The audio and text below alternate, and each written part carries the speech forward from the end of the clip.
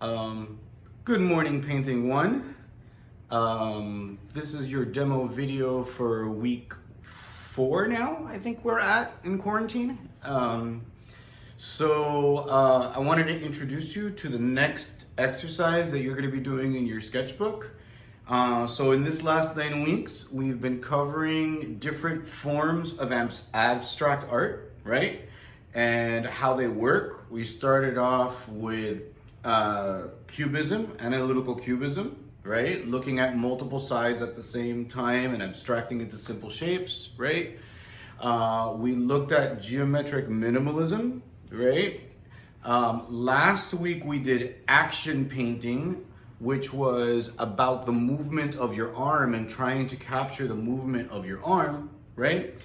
This week, we are going to be doing Futurism, okay? Now, Futurism is a form of abstract art that started in Italy and was really kind of inspired by 2 things, right? Well, 3 things, okay?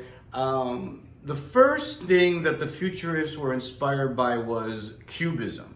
Pablo Picasso trying to show different sides of an object was really inspiring to the Italian artists of the early 1920s, right? But they were also inspired by the work of Alex Maybridge. Alex Maybridge was a photographer that discovered a way of taking still pictures of an object in motion, right? And those 2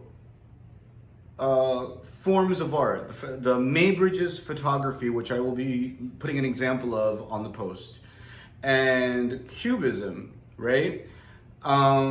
Lent itself to a new type of abstraction that was called Futurism, which is about movement. But instead of it being about the movement of you, how you move, your arm, right? It's about trying to capture how other things move, right? The third aspect of this is that in the 1920s, there's a new invention that Italians fall in love with, which is the car, the speeding car.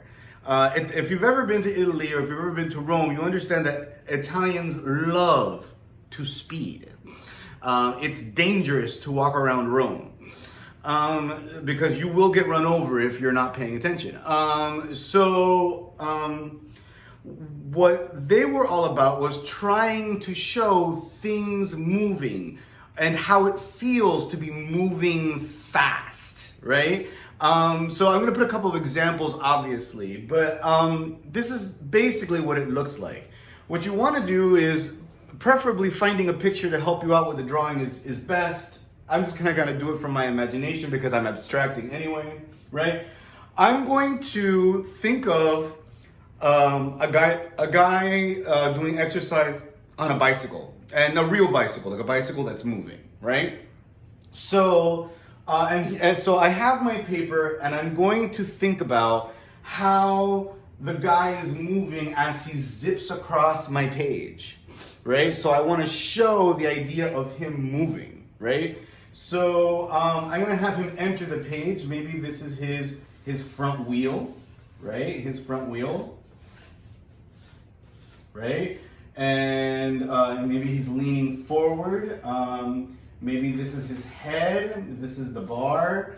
His body is, he's wearing one of those kind of like super kind of funky helmets, right? That you know, and you're simplifying things. You don't have to, his body is arched forward. I can see maybe his leg coming down over here. So I'm kind of simplifying the form of kind of like the bike rider and his tight little shorts and stuff like that, right? Maybe I can see his foot over here, simplifying everything, right? So I have my cyclist, right? Now I want to show him moving forward, so maybe I do some motion lines.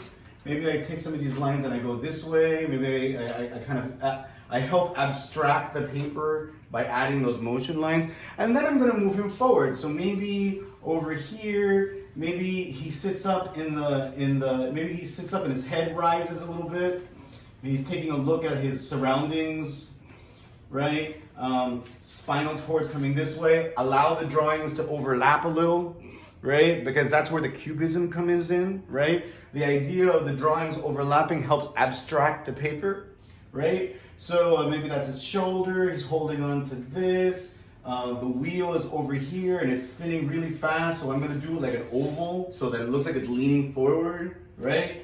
Bar over here, maybe his leg is coming up. Now I'm starting to look like a tricycle because I'm not looking at something, right? So he's doing the pedals. Maybe I can show the pedals this time, right? So the pedals of the bike, simplifying that shape. And it's all kind of in simplified forms, right? But you're trying to show the movement of the cyclist going across the paper, right? So over here, maybe he decides that he wants to go faster, so his head comes down, right?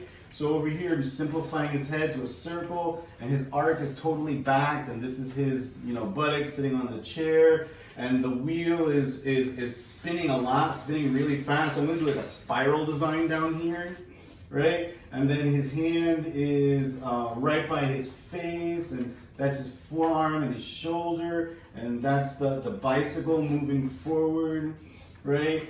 And maybe his leg is over here now, and I'm looking at his calf muscle bulging because he's flexing, because he's doing that, right?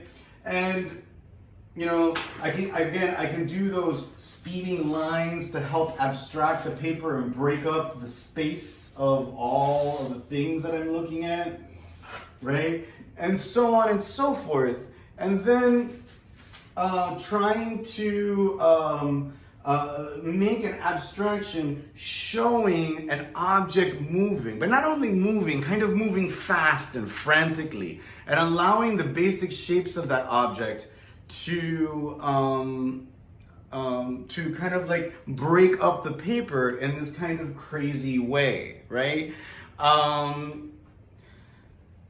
You're going to be doing this in your sketchbook. It's going to be smaller. You can do it. I want you to color it in. It's up to you. You can decide to do it either in grayscale by just shading on your pencil, or if you have access to colors, you can color it. It's up to you, whatever makes it look good to you, right? Since this is a smaller assignment, we're not going to be trying to do this big like the last painting. I would like you to do 2 of these in your sketchbook, thinking of different objects or different ways that objects move, right? And I'm going to be putting some examples into the post so that you can see how other artists show. Like there are futurists that showed cars racing, human beings walking, animals moving, horse races, all of these things that kind of denotes fast movement and trying to capture that fast movement by abstracting the forms moving across the page. Hopefully this will be a fun experiment for you, and have a nice week.